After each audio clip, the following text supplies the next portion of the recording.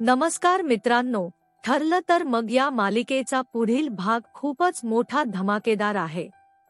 तुम्हाला सायली आवडत असेल तर हा भाग शेवटपर्यंत बघून चॅनेलला सबस्क्राईब करून घ्या. तर आता अधिराजने एक वेगळंच डोकं चालवलं, असं काही डोकं चालवलं ज्याची कोणीच कल्पना केली नसेल. तेव्हा आता तो असा काय डाव साधणार आहे की प्रिया स्वतःहून सगळ्यांसमोर सत्य सांगणार आहे, सत्य कबूल करणार आहे. तेव्हा ते सत्य नक्की कोणतं आणि नक्की हा कोणता डाव आहे, सगळं बघूया. तर प्रेक्षकांनो, आपण पाहिलंच होतं की अधिराज जेव्हा तिला प्रपोज करतो तेव्हा प्रिया खोट सांगते की तिचा नवरा आहे. ऑलरेडी तिला एक नवरा आहे, पण तो तिला दारू पिऊन मारतो. पण या प्रियाची अजूनच खोड मोडण्यासाठी त्याने खूप मोठा प्लॅन बनवलेला असतो. आणि याच प्लॅनप्रमाणे तो आता प्रियाला एका हॉलमध्ये बोलावतो, एका कॅफेमध्ये बोलावतो, जो की फक्त त्यांनी एकट्यासाठीच बुक केलेला असतो. अख्ख्या कॅफेमध्ये कोणीच नसतं, फक्त प्रिया आणि अधिराज हे दोघेच असतात. कॅफे तर इतका सुंदर सजवलेला असतो की बासच, काही सांगायलाच नको. प्रिया पूर्णपणे शॉक झालेली असते. ती बोलते, अधिराज, अरे हे सगळं काय? तेव्हा अधिराज बोलतो, प्रिया, कालपासून मला झोप नाही लागलेली. जेव्हापासून तू हे सांगितलंस की तुझं ऑलरेडी लग्न झालं आणि तुझा नवरा तुला मारहाण करतोय, ही गोष्ट मला सहनच झाली नाही. तुझ्यासाठी माझ्या मनामध्ये एक वेगळीच इमेज तयार झाली आहे. मी खूप विचार केला आणि विचार करून मी तुला सांगतोय, मला आता सुद्धा तुझ्याशी लग्न करायचं आहे. पण त्यासाठी माझी अट आहे. प्रिया बोलते, अट? कसली अट? पण अधिराज, तू एवढा चांगला आहेस ना, मी तुझ्यासाठी सगळं करायला तयार आहे. अधिराज बोलतो, मी तुझ्यासाठी एक खास वन पीस आणला आहे आणि आज मला तुला प्रपोज करताना या वन पीस मध्ये बघायचं आहे. तू आत्ताच्या आत्ता हा ड्रेस घालून ये. आणि तो वन पीस बघून ती जाम खुश होते आणि बोलते, वाह, हा तर फारच क्लासी आहे. आणि मनातल्या मनात बोलते, तसं पण लग्नानंतर मला काहीच नाही घालायला मिळालेलं. या सुभेदारांच्या घरामध्ये काही चालतच नाही आणि आता तर काय, मला साडीच घालावी लागतीये. लग्नापूर्वी काय मस्त लाईफ होती माझी. मी मजा करायचे, वन पीस घालायचे, छोटे छोटे ड्रेस घालायचे, मुलांबरोबर पार्टी करायचे. काय मजा यायची. पण असो, आज पुन्हा मला ते दिवस अनुभवायला मिळणार आहेत. आताच हा ड्रेस घालते, असं म्हणतच प्रिया आतमध्ये जाते, वन पीस घालून बाहेर येते.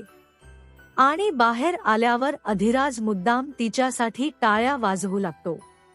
अधिराज बोलतो, परफेक्ट प्रिया, तू जशी आहेस ना, अगदी तशीच मी तुला स्वीकारायला तयार आहे.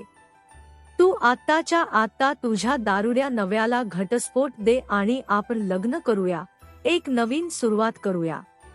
एक सेलिब्रेशन तो बनत आहे. अधिराज आता 2 ग्लासमध्ये दारू ओततो. प्रिया सुरुवातीला थोडे आडेवेडे घेते आणि बोलते, नाही अधिराज, अरे मी घेत नाही. प्लीज मला फोर्स करू नकोस. कसं आहे ना, मला सवय नाहीये आणि अशा गोष्टींपासून मी 4 हात लांब असते. पण अधिराज तिला गोड गोड बोलून आणि भविष्याची स्वप्न दाखवून जबरदस्तीने पाजतो. तो मात्र तिचे ग्लास भरतच राहतो. प्रिया इतकी दारू पिते की तिला उभं सुद्धा राहता येत नाही. तिचे डोळे जड झालेले असतात आणि तिचा तोल सुद्धा जात असतो. त्यामुळे अधिराज तिला पकडून घरी घेऊन जाण्याचा निर्णय घेतो. इकडे आपण पाहतो तर काय, शांताच्या नव्याचा म्हणजे नवनाथचा पत्ता मिळालेला असतो चैतन्य आणि सायलीला. ते दोघेही त्या वस्तीत येतात. चैतन्य आता दरवाजा उघडतो आणि जे काही दोघे पाहतात ते पाहून त्यांना खूप मोठा धक्का बसतो, कारण नवनाथ दारू पिऊन पडलेला असतो अक्षरशः. आणि त्याला पाहिल्यावर सायलीच्या डोळ्यांमध्ये एक वेगळी चमक येते. ती बोलते, चैतन्य सर, अखेर आपण याला शोधलं. चैतन्य आता त्याला उठवू लागतो, ए उठ रे, उठ उठ, पण त्याला काय उठता येत नसतं. तो बोलतो, सायली वहिनी, हा तर पूर्णपणे आऊट गेलाय, याला काही शुद्ध नाहीये. तेव्हा सायली बोलते, आपण तसंच उचलूया. आपल्याला याला सुरक्षित ठिकाणी घेऊन जायचं आहे. मी एक काम करते, मी लगेच सावंतांना फोन करते. असं म्हणत ती घाईघाईने इन्स्पेक्टर सावंतांना फोन करते आणि गुड न्यूज देते की शांताचा नवरा सापडलाय. आणि हे सगळं ऐकून तर अर्जुन खूप खुश झालेला असतो, कारण उद्याच्या हिअरिंगसाठी त्यांना खूप मोठा पॉइंट मिळालेला असतो. कारण उद्याच्या हिअरिंग मध्ये नवनाथची साक्ष फार महत्वाची असते. इकडे आपण पाहतो तर काय, रात्रीची वेळ असते, सगळे जेवून बसलेले असतात. सगळ्यांना अर्जुनचं ऑलरेडी खूप टेन्शन आलेलं असतं. तेव्हा कल्पना बोलते, अश्विन, अरे ही तन्वी कुठे गेलीये? नाही म्हणजे सकाळपासून मला दिसलेली नाहीये. तेव्हा अश्विन बोलतो, मम्मा, ती ना तिच्या मैत्रिणीकडे गेलीये. ती सारिका, मी तुला बोललो होतो ना, तिची मैत्रीण जरा आजारी आहे. हल्ली तन्वी तिचीच मदत करत असते, तिच्याच मागे मागे असते. तू अजिबात काळजी करू नकोस, ती येईल थोड्या वेळाने. आणि तेवढ्यात दारावरची बेल वाजते. अश्विन आता दरवाजा उघडतो, पाहतो तर काय, चक्क प्रिया असते. प्रियाने वन पीस घातलेला असतो आणि एवढंच की काय, ती चक्क झुलत असते, डुलत असते. तिने एवढी दारू ढोसलेली असते की तिला उभं सुद्धा राहता येत नसतं. अधिराज तिला सावरत दरवाजावरती उभा असतो आणि या प्रियाचा अवतार बघून घरातल्या सगळ्यांना खूप मोठा धक्का बसलेला असतो. सगळे जागेवरून ताडकन उठतात. कल्पना बोलते, अरे देवा तन्वी, अगं हे सगळं काय आहे? आणि तुझी अवस्था अशी कशी काय झाली? तेव्हा अधिराज बोलतो, काकू, ऍक्च्युअली कसं आहे ना, तिने खूप जास्त ड्रिंक केली आहे आणि तिथे मला तिला एकटीला सोडणं बरोबर वाटलं नाही आणि म्हणून मी तिला इथवर घेऊन आलो. अश्विनला तर इतका राग आलेला असतो, तो बोलतो, तन्वी, अगं हा सगळा काय प्रकार आहे? तू तर तुझ्या मैत्रिणीकडे सारिकाकडे जाणार होतीस ना, आणि हा सगळा काय ड्रेस आहे? हा काय अवतार काढलायस तू? आणि तू एवढी दारू का प्यायली आहेस? आणि हा मुलगा कोण आहे? मला या सगळ्या प्रश्नांची उत्तरं आत्ताच्या आत्ता हवी आहेत, तन्वी. तेव्हा प्रिया बोलते, भिक्कारड्या, मला हात लावू नकोस, लांब राहायचं माझ्यापासून. आणि हे ऐकून तर संपूर्ण घरामध्ये स्मशानासारखी शांतता पसरते. सगळ्यांना खूप मोठा धक्का बसलेला असतो. प्रियाचं बोलणं ऐकून अश्विन आता धक्क्याने बोलतो, तन्वी, अगं हे काय बोलतेस तू? तू भानावरती आहेस का? प्रिया मात्र वेड्यासारखी हसू लागते. अडखळत ती आता हॉलच्या मध्यभागी येते आणि हसतच बोलते, मला तर गोष्ट कळतच नाही, या घरातली ना सगळीच माणसं मूर्ख कशी आहेत. आणि अश्विन, तुला काय वाटलं, माझं तुझ्यावर प्रेम आहे? छे, अरे तुझ्यासारख्या बावळट आणि मूर्ख माणसावर मी का प्रेम करेन? अरे मला तर फक्त तुझ्याकडून पैसे हवे होते, या सुभेदारांची फक्त प्रॉपर्टी हवी होती. मी फक्त आणि फक्त तुझा वापर करून घेतलाय, युजलेस माणसा. आणि हे सगळं पाहून तर कल्पना इतकी चवताळते की बासच. ती बोलते, मुली, तुझी जीभ जरा आवर. तू कोणाशी बोलतीयेस? अगं स्वतःच्या नव्याशी बोलतेस तू, याचं जरा भान राख. आणि आता मात्र प्रियाला सहनच होत नाही. ती कल्पनाकडे बोट करते आणि बोलते, कल्पे, अगं चूप बस म्हातारे. गेल्या महिन्यापासून तुझ्याशी गोड गोड बोलून, तुझी नाटकं सहन करून ना डोकं पिकलंय माझं. तेव्हा रविराज बोलतात, तन्वी, अगं हे सगळं काय चाललंय? तू शुद्धीत नाहीयेस. प्रतिमा, हिला आत्ताच्या आत्ता आत घेऊन जा. तेव्हा प्रिया बोलते, रविराज, चूप, एकदम चूप. आणि कोण तन्वी? कुणाची तन्वी? मी तन्वी वगैरे नाहीये, मी तुमची लेकच नाहीये. आणि हे सगळं ऐकून तर प्रतिमाच्या हातातला पाण्याचा ग्लास खालीच पडतो. रविराजच्या चेहऱ्यावरचा रंग उडतो. ही प्रिया काय बडबडतीये, कोणाला काही समजत नसतं.